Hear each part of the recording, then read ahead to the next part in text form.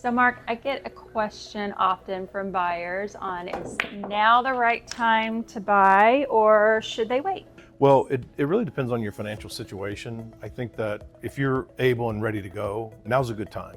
And buying real estate, it's always a good time to buy real estate, no matter what. Or if you think about it, if you're renting, the success of being able to get into a house with a similar payment of what you're renting is, I have a lot of first-time home buyers. They're going into a mortgage with paying less than what they were paying in rent.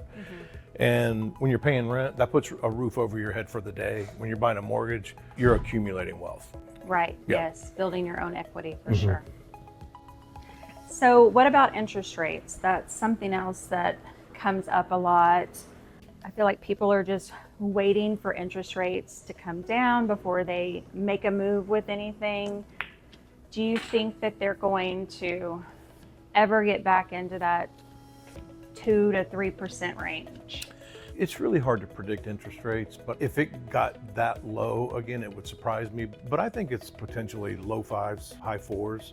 We could get down there. The thing about waiting for the interest rate though, is when you're waiting for the interest rates to come down, the price of homes are going up. So it can be a trade-off, but it's never a bad time to buy real estate. Right, and if we get back to those 2% and 3%, then That's right. yeah, you're going to be in war over. Yeah, the bidding wars will start all over again. Yes, Yeah. exactly.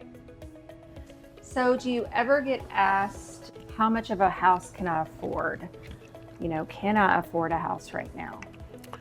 Yeah, that's going to be more in the pre-approval process where, to use a financial calculator at home, trying to figure out what you can afford.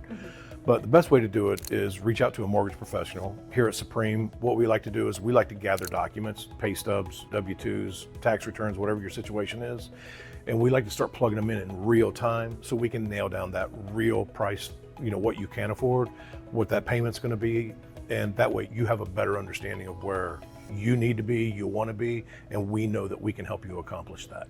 Exactly. Well, and that helps us out on the realtor side, knowing where they are. So we make sure that we're looking at homes that fit in their budget and where they're wanting to be at.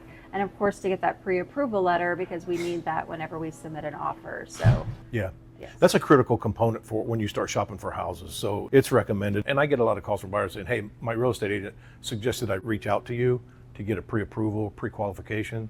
And we're always happy to do that because that's just part of the process.